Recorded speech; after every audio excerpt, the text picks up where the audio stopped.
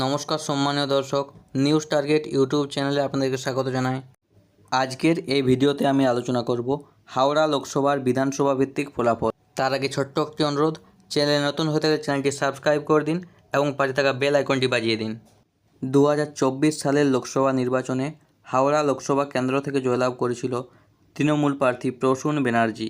তিনি ভোট পেয়েছিলেন 6,26,493টি, অর্থাৎ মোট ভোটের 49.26%। বিজেপির তরফ থেকে এখানে প্রার্থী ছিল ডক্টর রথীন চক্রবর্তী।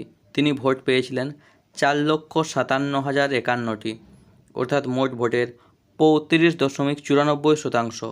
এবং সিপিআইএমের তরফ থেকে এখানে প্রার্থী ছিল কলকাতা হাইকোর্টের বিশিষ্ট আইনজীবী সব্যসাচী চ্যাটার্জি। তিনি ভোট পেয়েছিলেন 1,52,005টি, অর্থাৎ মোট ভোটের 11.95%। হাওড়া লোকসভাতে তৃণমূল প্রার্থী প্রসূন ব্যানার্জি বিজেপি প্রার্থী রথীন চক্রবর্তীকে 1,69,442 ভোটে পরাজিত করেছিল। হাওড়া লোকসভার অন্তর্গত যে 7টি বিধানসভা রয়েছে, সেই 7টি বিধানসভাতে কোন দল কোথায় এগিয়ে আছে এবং কত করে ভোট পেয়েছে তাই নিয়ে চুলচেরা বিশ্লেষণ করব আজকের এই ভিডিওতে। হাওড়া লোকসভার অন্তর্গত যে 7টি বিধানসভা কেন্দ্র রয়েছে সেগুলি হলো হাওড়া উত্তর, বালি, পাঁচলা, শিবপুর, হাওড়া মধ্য, হাওড়া দক্ষিণ ও সাকরাইল। হাওড়া লোকসভার অন্তর্গত হাওড়া উত্তর বিধানসভাতে তৃণমূল ভোট পেয়েছে 69,826টি, বিজেপি ভোট পেয়েছে 59,795টি এবং বাম ও কংগ্রেস জোট ভোট পেয়েছে 8,936টি এবং নোটায় ভোট পড়েছে 913টি।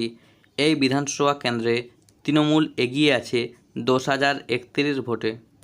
হাওড়া লোকসভার অন্তর্গত বালি বিধানসভা কেন্দ্রে তৃণমূল প্রার্থী প্রসূন ব্যানার্জি ভোট পেয়েছে 52,906টি, বিজেপি প্রার্থী রথীন চক্রবর্তী ভোট পেয়েছে 46,414টি এবং সিপিএম প্রার্থী সব্যসাচী চ্যাটার্জি ভোট পেয়েছে 16,217টি। এই বিধানসভাতে নোটায় ভোট পড়েছে 1,009টি।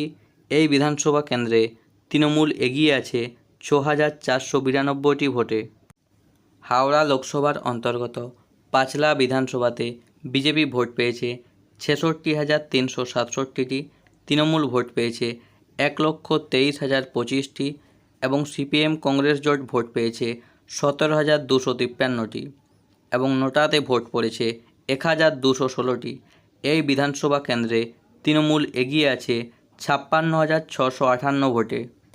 হাওড়া লোকসভার অন্তর্গত শিবপুর বিধানসভা কেন্দ্রে তৃণমূল ভোট পেয়েছে 79,464টি, বিজেপি ভোট পেয়েছে 65,258টি এবং সিপিএম কংগ্রেস জোট ভোট পেয়েছে 26,171টি এবং নোটায় ভোট পড়েছে 1,854টি। এই বিধানসভা কেন্দ্রে তৃণমূল এগিয়ে আছে 14,206 ভোটে।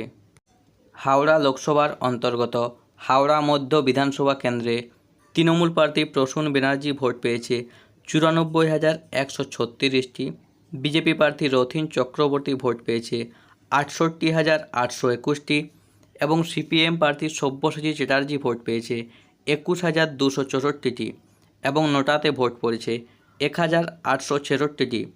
এই বিধানসভা কেন্দ্রে তৃণমূল এগিয়ে আছে 25,315 ভোটে।